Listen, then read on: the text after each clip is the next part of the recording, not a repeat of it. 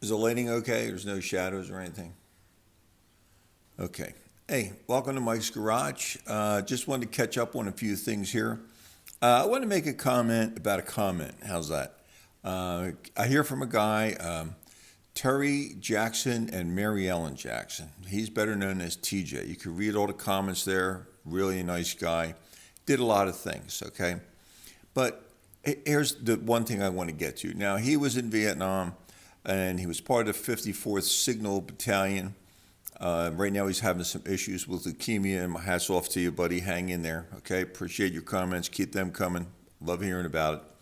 And so, yes, it was the Ton Sanut Air Base with the 90th Transportation. We all flew in and out of there, most of us anyway. But what I wanted to get to is in his comments, and you can read all the comments. I'm not going to go through everything that he writes. That's why they're there for all of you to enjoy. He says something about Fort Dix, and he took advanced infantry training for his MOS, the skill, 1967. Okay? Now, apparently I'm a little younger than that guy, TJ, no offense. But 67, I was just out of high school and I was part of a band, okay? A little bit of keyboard, not too much, just really carrying this stuff around, doing things like that.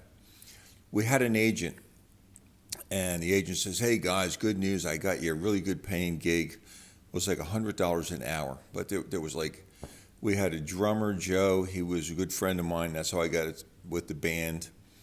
Bruce was the lead guitar, there was a rhythm guitar, there was the bass guitar, we had a trumpet and a saxophone, okay? And so we could make a lot of noise, basically. We knew less than 20 songs total. So we're got invited to a gig. We're going to get a big paying gig. It was in New Jersey. We were living in Delaware County outside of Philadelphia. And we find out that the gig is in Fort Dix, New Jersey. Now, that popped into my head because that's where TJ went for some advanced training, okay? So, hey, that ought to be a pretty cool gig. We'll go over and entertain the troops, you know? Hey, everybody watches Bob Hope, right? So we had visions we're going to go over there and be like Bob Hope. So we go over, we get over there, and the place is called, ready? The Satellite Lounge, because the entertainment is out of this world. This is 67, okay? So we go over there, and the place it was either on Fort Dix or right outside of Fort Dix. It was huge, big place. Now, we walk in, and there's a stage. Now, there were two bands that night. We played from 7 to 10, I think, and there was another band that played from 10 to 1.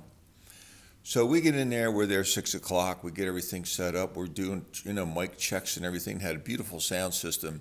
They had provided everything, we just had to make noise and play music. So it was the stage, it was a big, huge stage, like a theater stage with drawback curtains, and it had some rear exits back to your dressing rooms. Swear to God, they even had dressing rooms. And it was maybe a 3-foot drop down off the stage to a dance floor. And the dance floor was had a railing around it, a solid wrought iron railing, and it had openings with steps where you could go down another 3 feet from the dance floor down to the tables. Now, so it's a pretty neat setup. A couple bars around. Wow, this is really great, man. This place is going to be packed. It's a Friday night or Saturday night. I really can't remember, to tell you the truth, but it was a weekend. And so we get everything set up. We're ready to rock and roll. So we get in there, and we start playing at 7 o'clock, and the crowd starts rolling in, and everybody's coming in, man, and the beer is flowing. And we're a hit. We're actually getting applause. So we're so happy, okay? So we did a couple blues things, a couple other numbers, and the time is rolling on. 9:45. Hey, guys, the band isn't here yet for the second half. Can you stay another hour? We'll give you another $100. Now, there's like 7 or 8 of us in the band, so what's that, $20 each, $18 each? I don't know. So we says, okay, we agree, we'll stay till 11. But the band better be here, man, because we are leaving at 11. No doubt about it, we're out of here. And the place is packed. I mean, it's wall to wall. It's mostly GIs. They're in their uniforms, okay? And there's got to be 300 or 400 people there. And just a wild guess, there's about 70 or 80 women, girls, okay? Everybody's in their 20s, so they were all kids. So we're playing rock and roll, and we've got the house rocking, and the dance floor is full. Everybody's having a good time. Some of the songs we're having to play 2 or 3 times, which was cool. Everybody was getting drunk by that time. So 11 o'clock rolls around. We take another break, and the guy says, guys, you got to stay till midnight. The other band's not going to show. Somebody got sick or some bullshit excuse. So, okay, we'll stay till midnight, but that's it. Me and we got to go. We got to go. So we go back on about 10 after 11, and we get a request for a slow song. A slow song? Yeah, we want to play a slow song, just one slow song. That's all we want. And we want you to make it Ladies' Choice, okay? Okay, everybody, all the band looks at each other and say, okay, we'll do it. We'll give it a try. Well, it turns out the only slow song we knew was Somewhere Over the Rainbow. Was from The Wizard of Oz, Somewhere Over the Rainbow. And Bruce is going to sing it. He says, I know the words to that song. He says, we just got to fake the music to go along with it, hit a couple chords on the keyboard, and we'll sing it. We'll see who dances, okay? So, okay, Somewhere Over the Rainbow, bluebirds fly. You know how it goes, da-da-da-da-da. So the girls are choosing guys, and they're bringing them up on the dance floor. Now, the dance floor is full. And I guess there's some jealousy going on, and there's a lot of beer muscles flowing around. Well, guys are coming up out of the audience, and they're trying to cut in on the couple. The girl chose this guy to dance with, and the other guy's coming up, and he wants to cut in. Well, some pushing and shoving took place, and before you know it, it was the biggest bar fight I had ever been in. I mean, it was huge. The MPs came and everything. I thought we were going to die, to tell you the truth. So we exit out of the back, and to this day, I can honestly say that was the worst bar fight I was ever in. Everybody's in good shape. Everybody's in the military. Everybody's all toned up, special forces guys. Everybody just got out of basic. Everybody's training to go to their next assignment. And the girls were driving them crazy. So a big fight breaks out. So we exit back.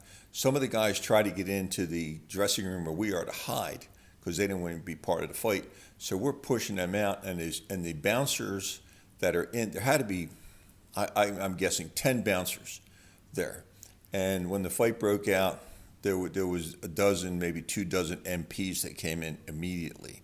I think they were waiting outside for the fight to start. We did find out that was notorious for 11, 12 o'clock when the beer got flowing. It was a big, huge fight. Well, that's what I know about Fort Dix. I do have one other story about Fort Dix, New Jersey. Crazy place, crazy people there, but what a good time we had up until about 11:30 on a Friday night. I mean, there was fists flying everywhere.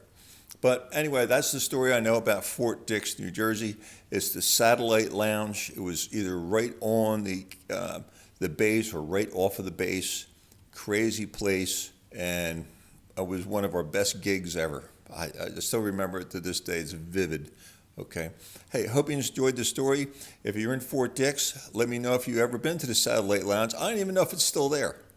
Okay, it might not be there. They might have tore it down because of all the fights that were in there. But hey, stay safe out there. Thanks for watching Mike's Garage. Appreciate the comments, TJ. Keep them coming, man. See you guys. Almost forgot why I told the story. TJ, you probably were dancing to one of our songs in 1967 at the Satellite Lounge.